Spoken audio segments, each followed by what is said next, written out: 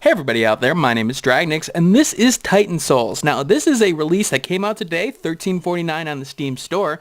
This is part of a huge release day in terms of the PC. You got Grand Theft Auto 5, you got Mortal Kombat 10, and then you have Titan Souls, the sort of bigger title that's sort of left in the cold because of the other two. But don't get me wrong, it's good. It's pretty good at what it does, and that is being a 2D version of Shadow of the Colossus. Now, what do I mean by that? Well, this game is basically a series of boss fights, and you trying to figure out exactly how to take on the bosses in question. So I'm going to show you exactly what I'm talking about by getting right into the game. Now here is our hero here. Hero's not named, there's not really much story going around this portion, you don't really need it. You basically know that you've got to take on these Colossi, and Colossi I mean these Titans. I know, that's going to be confusing at the first.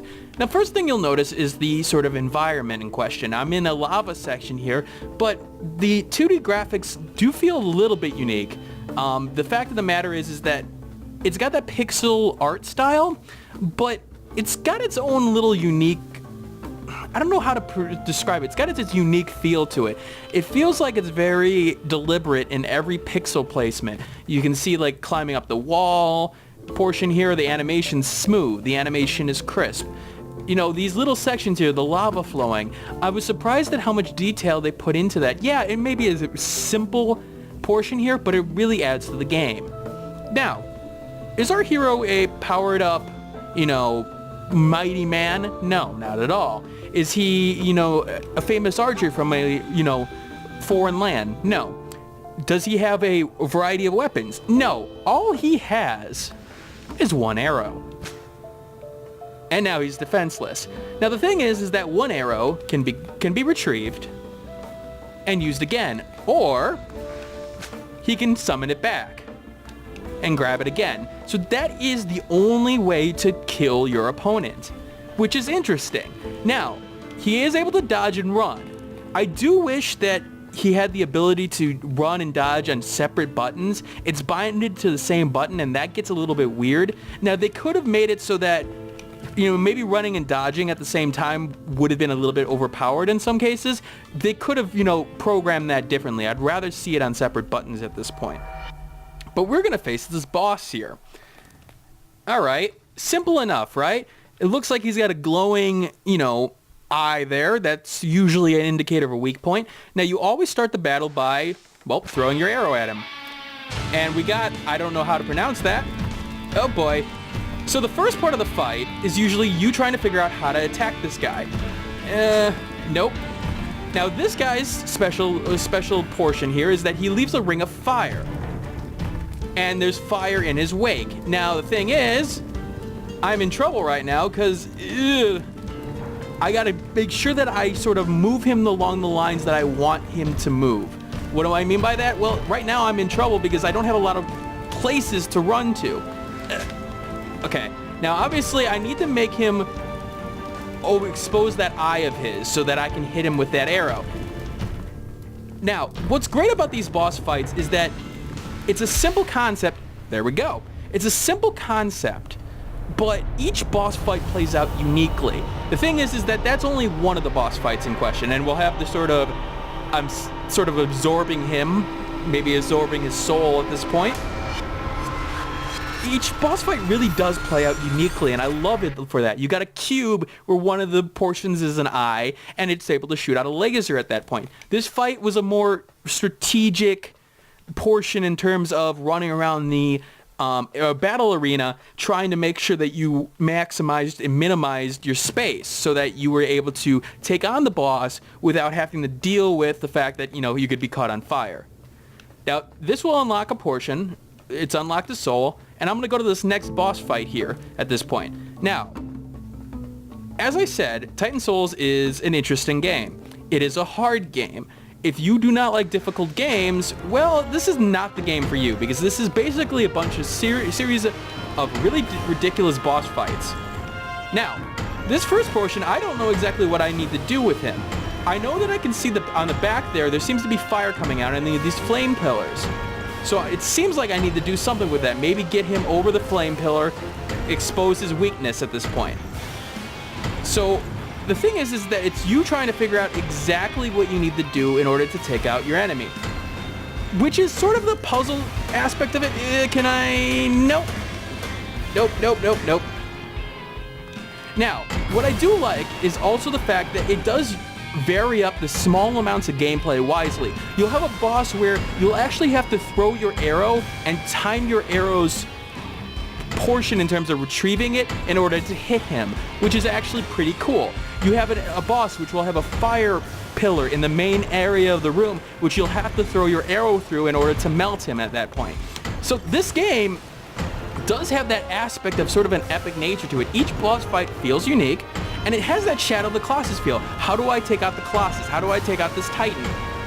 Oh, come on. I think you need the... Oh, boy. And you got to be really careful about when to attack and when to not attack.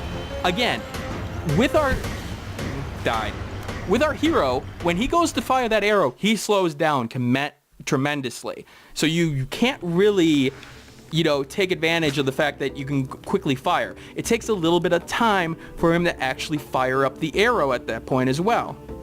But on the flip side, if you're dodging, you do have infinite dodge in terms of being able to take advantage of, your stamina. At this point, you don't have a stamina bar, you don't have, a running bar, so you could just sort of run around trying to figure out what to do at this point, trying to figure out exactly how to combat this enemy in particular. Damn. But let's go look at some other bosses here and show off a little bit more of the world at this point, because I think the world will probably be what's not talked about a lot in this section, because the main focus of the boss are the boss fights. Let's put it that way. It's easy to see that, hey, people are going to sort of gravitate towards that. Oh, I don't know what this is. Oh, it looks like an elevator. Cool. Maybe it's taking me to another section that I haven't been to yet.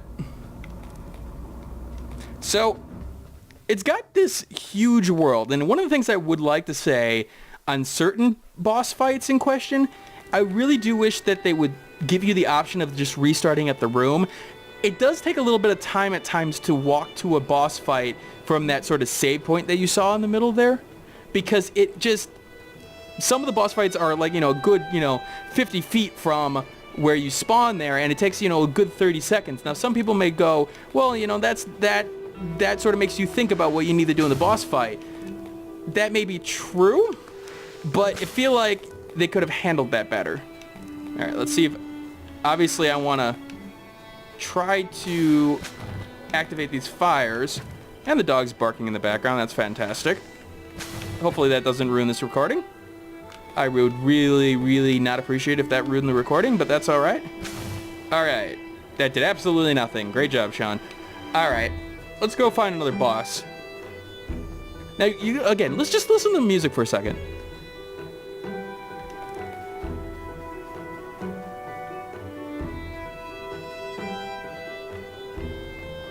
It's got that sort of nature to it where it's just like, it's calming, but what I've noticed with the music is that it's very appropriate to every section that you're going to. You'll notice if I go in this cave, it tones down a little bit. There's usually an indicator where you're going into a cave with a boss fight as well. This one not being one of them. Maybe. Okay, we're going to a different section here. All right, we're back. At this point, I was looking around for a good boss fight at this point. I think this will be an interesting one at this point. As I roll into both of those. This, I believe, is an archer like us, if I remember correctly.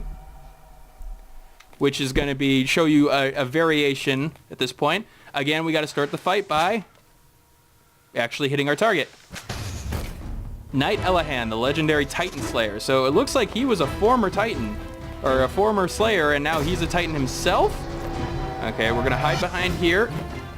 Now, I know his arrows can really hurt. Oh, well, that went well.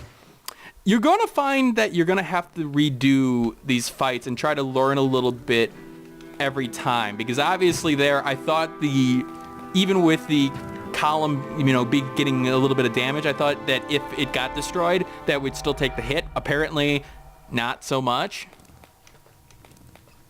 Now you see there, it took like about another good 20 seconds for me to get back up and running at this point in terms of being able to get to the fight. All right, so let's see if I can get the first hit. Nope.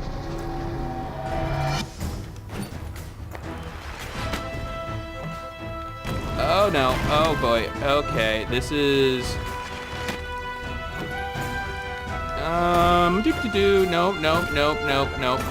I really don't. Maybe I need to, maybe I need to hit that arrow. Maybe that's it.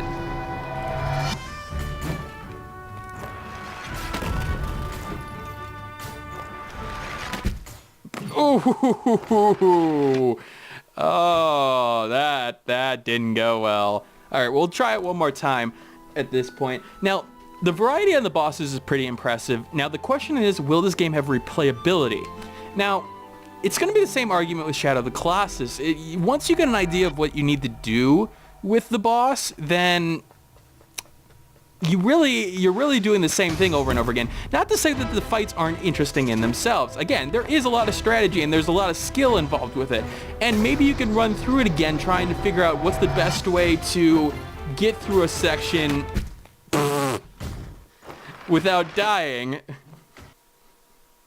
But on the other hand, again, I don't want to finish on that pathetic of a note.